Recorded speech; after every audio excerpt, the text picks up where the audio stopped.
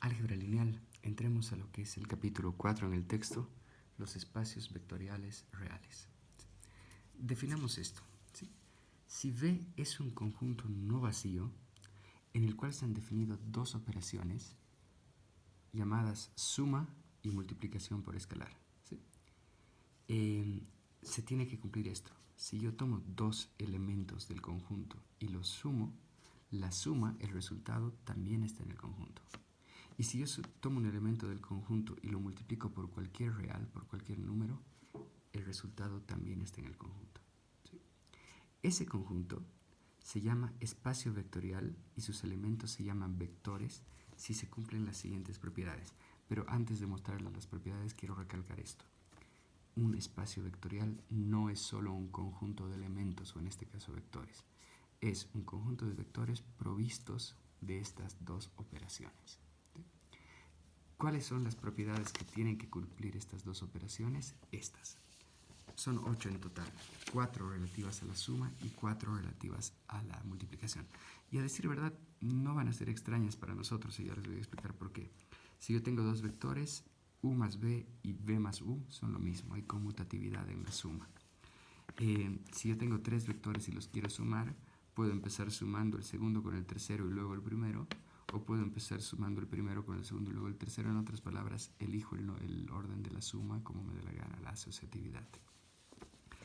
Existe un vector v denotado por 0, tal que es el neutro aditivo, es decir, cualquier vector sumado a ese elemento nos da el mismo vector. Y para todo vector existe el opuesto, ¿sí? Es decir, para todo u existe menos u, tal que la suma de esos dos es 0. ¿Sí? Esas son las 4 propiedades que tienen que ver con la adición. Las 4 que tienen que ver con la multiplicación son estas. Si yo tengo un número multiplicado por una suma de vectores, da lo mismo multiplicar primero y sumar después. En otras palabras, k por u más b es k por u más k por b. Si yo tengo una suma de números multiplicados por un vector, lo mismo, este vector es afectado por el primer número y afectado por el segundo número. Distributividad. ¿Sí? Si tengo k1 y k2, en multiplicación puedo elegir multiplicar primero los números y luego el resultado por el vector. Y por último, bueno, el neutro multiplicativo, como quiera que nuestros multiplicadores son reales, va a ser el 1. Y algo tan básico como que 1 por u es igual a 1. ¿Sí? Sin embargo, es bueno formalizarlo. ¿Por qué les decía que todos estos les son conocidos? Porque a decir verdad, los números reales, es decir, la recta real, es un espacio vectorial. ¿Sí? Yo tomo dos reales, los sumo, bueno, depende qué operaciones le asignemos, pero si pensamos en las que siempre aplicamos, en la suma normal y la multiplicación normal como las tenemos, por supuesto que es un espacio vectorial, ¿no? Si yo sumo dos reales, el resultado también es real. Si yo agarro cualquier real y lo multiplico por un número, el resultado también es real, y además cumplen todas estas. Por eso, porque venimos trabajando con todas estas desde siempre, no nos han parecido extrañas, ¿sí?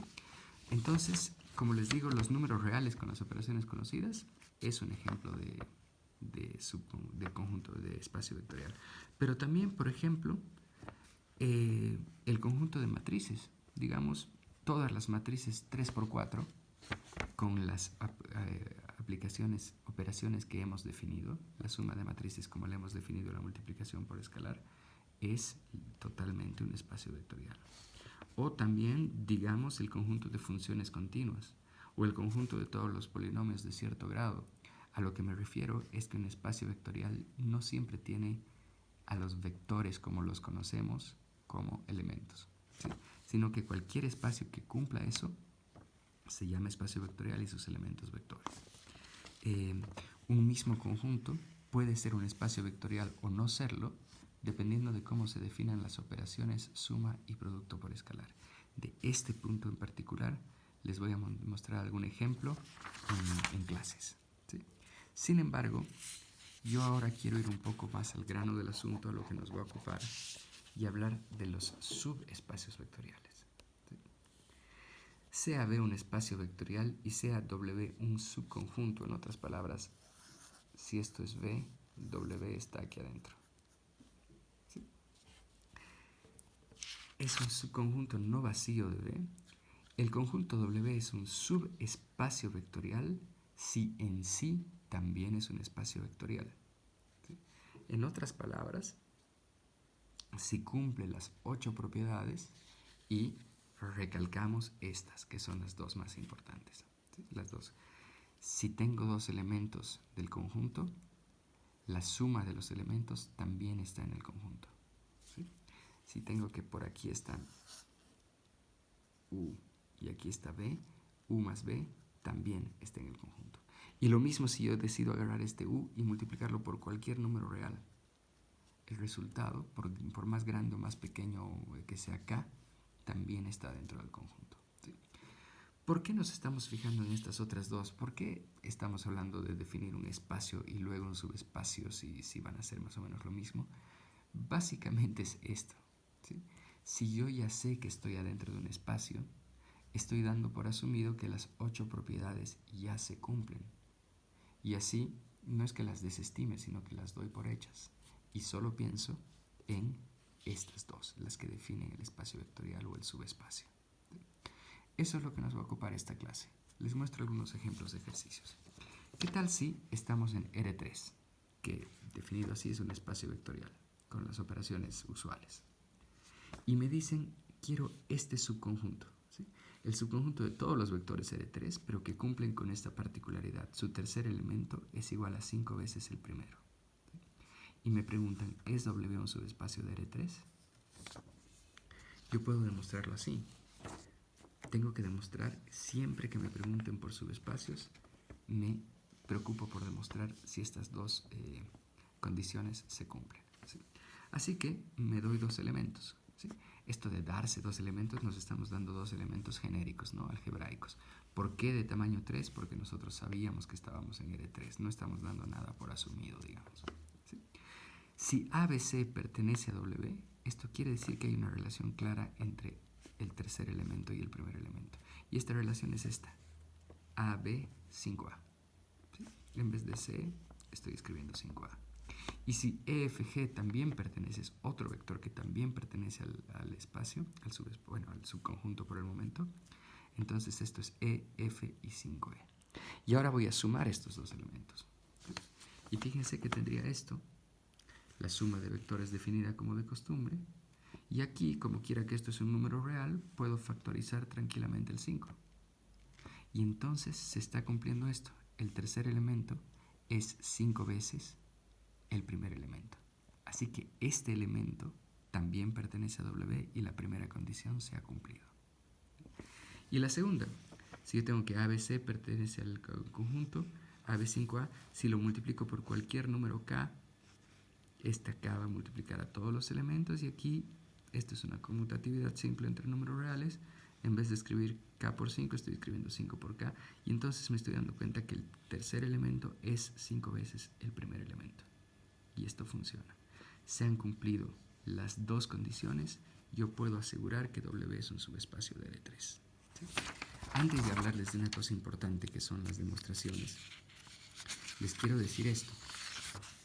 Si yo hubiese intentado demostrar si esto es un subespacio, ¿no? De la siguiente forma. Yo digo que este elemento pertenece a W, porque claramente el primer elemento por 5 me da el tercer elemento. ¿Sí? Esto pertenece a W. Y este también. Yo tomo el primer elemento, lo multiplico por 5 y me da. ¿Sí? Y los sumo. Y el elemento resultante también funciona, obviamente. El primero multiplicado por 5 da el tercero. Y para lo otro me doy otro número cualquiera, 8, lo multiplico por este elemento que pertenece a W y el resultado también es 8 por 5, 40, también pertenece a W. Esta demostración que les acabo de mostrar, ¿hubiese sido válida? La respuesta es un rotundo no. ¿Por qué? Porque si yo he demostrado esto, acabo de demostrar que se cumple exactamente para estos dos vectores. Que se cumpla para estos no infiere que se cumpla para todo el resto. Sin embargo, si yo hago la demostración algebraica, como le hice ayer, es una demostración en general, esto sí es válido. Bien, les muestro este segundo ejemplo y hablamos un poco más de esto. ¿Qué tal esto? otro subconjunto de R3, donde los vectores son ABC pertenecientes a R3, pero con esta particularidad. Se nos pide que el primer elemento multiplicado por el segundo elemento nos dé 0. Y se nos pregunta si esto es o no un subespacio. ¿Sí? Yo podría hacer la demostración así. Que ABC pertenece a R3, entonces eso quiere decir que A por B es igual a 0. Que DEF pertenece a R3, eso quiere decir que D por E es 0. Y ahora pienso en la suma. La suma de estos dos vectores sería esto. Y mi pregunta es esto. ¿El primer elemento por el segundo elemento es 0? Si es contundentemente 0, entonces la propiedad se cumple porque esto también pertenece al espacio. Sin embargo, tenemos esto, ¿no? Mil disculpas, este no es correcto. Pero tenemos esto.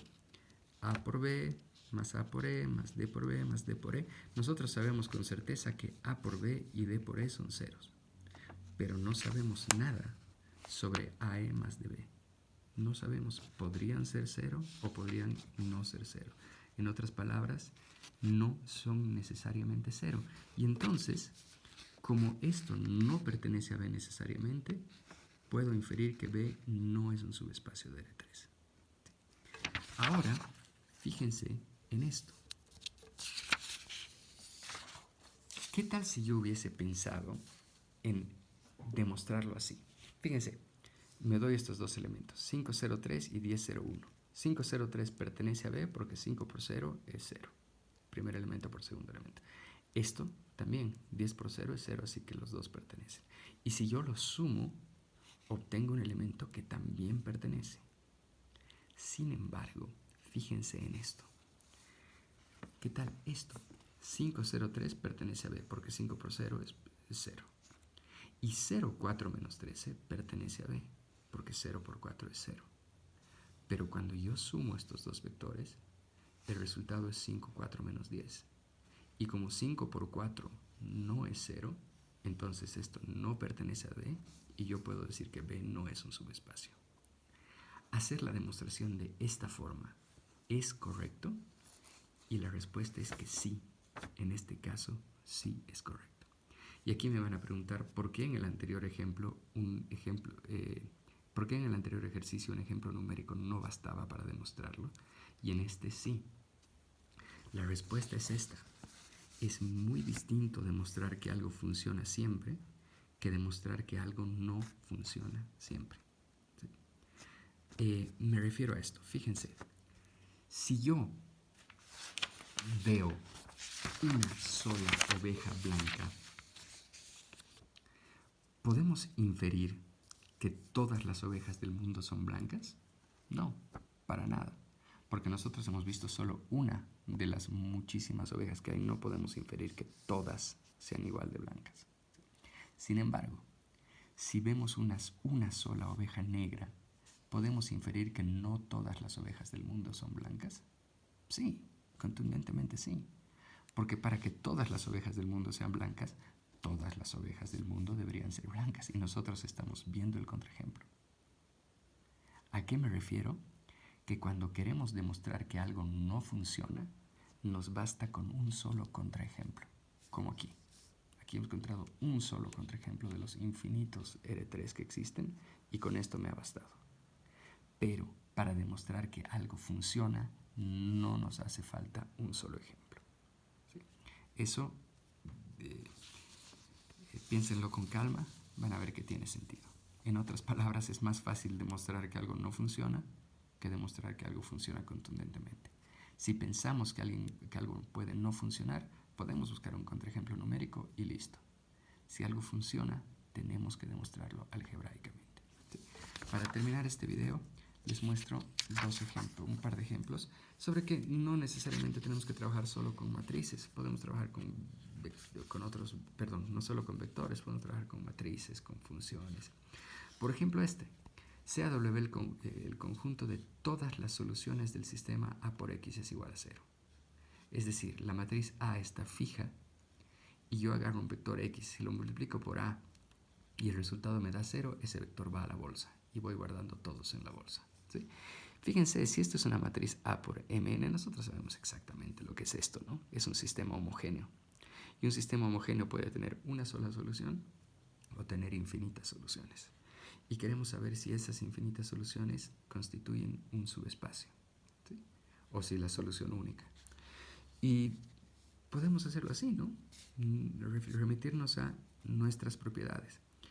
Asumamos que X es una solución, esto quiere decir que A por X es igual a 0. Asumamos que Y es otra solución y esto quiere decir que A por Y es igual a 0. Estas dos ecuaciones que se cumplen, ¿yo puedo sumarlas? Sí, puedo sumarlas sin ningún problema y obtener esto. A por X más A Y es 0, 0. Aquí debería haber puesto que el 0 también es un vector, ¿no? Puedo factorizar la matriz aquí sin ningún problema. ¿Y qué quiere decir el hecho de que A por X más Y es igual a 0? No se olviden, esto era un vector, esto era otro vector. La suma de estos dos es otro vector. Y ese tercer vector multiplicado por A es igual a 0. Lo que quiere decir que ese vector también pertenece a W. Hemos agarrado dos vectores que pertenecían a W y hemos demostrado que su suma también pertenece a W. Y lo mismo aquí, ¿no? Si X es una solución, esto quiere decir que A por X es igual a 0. Multiplico ambos lados de la ecuación por una K real, la que me dé la gana. Y claramente este es un número, ¿no? Este número puede ponerse aquí sin problemas. Y yo acabo de demostrar que multiplico A por este vector y obtengo 0. Entonces este vector pertenece a W. Y como se han cumplido mis dos condiciones, claramente es un subespacio de Rn. ¿Por qué de Rn? Bueno, me había saltado esa parte, porque estamos en una matriz M por N, ¿no? En otras palabras, hay N incógnitas. En otras palabras, este vector tendrá N de dimensión. ¿Sí? Y una última cosa, fíjense en esta. Sea P sub 3 el conjunto de todos los polinomios de grado igual o menor que 3. ¿Sí? Cualquier polinomio cúbico o cualquier polinomio cuadrático o cualquier polinomio de grado 1 o de grado 0 pertenecen a este conjunto. Me preguntan, ¿es un subespacio del conjunto general de polinomios?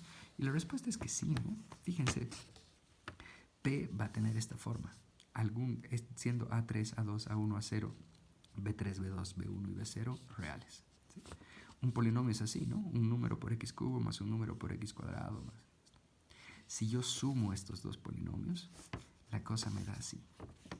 ¿Qué podría pasar en el peor de los casos? Que justo estos dos números sean opuestos y que esto me salga 0.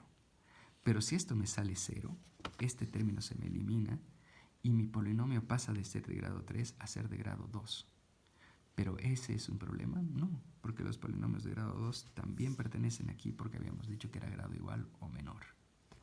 La pregunta es, ¿hay chance de que yo sume dos polinomios de grado 3 y el resultado me dé un polinomio de grado 4? No, ninguno. Lo mismo aquí. ¿Hay chance de que yo agarre un polinomio de grado 3, lo multiplique por un número constante y el resultado haga que el polinomio suba de grado? Tampoco. Estos van a seguir siendo números, número, así que esto sigue siendo un polinomio de grado 3. En otras palabras, P3 sí es un subespacio del conjunto de polinomios.